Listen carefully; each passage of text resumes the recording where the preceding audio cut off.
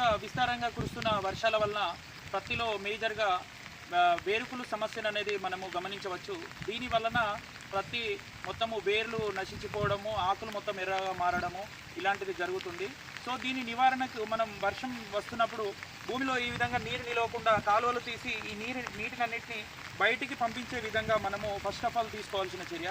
దీని తర్వాత వర్షం తగ్గిన వెంటనే మనము సిఓసి అంటే కాపర్ ఆక్సీ క్లోరైడ్ కానీ లేదంటే కార్బండిజం మ్యాంకోజెబ్ కలిపింది కానీ మనము 3 గ్రాములు 1 లీటర్ నీటికి చొప్పున కలిపి మొత్తము వేర్లు తడిసే విధంగా కింది వరకు స్ప్రే చేసుకోవడం వలన పత్తి మళ్ళీ ఎలాంటి తెగుళ్ళ బారిన పడకుండా పూర్వస్థితికి రావడానికి అవకాశం ఉంటుంది.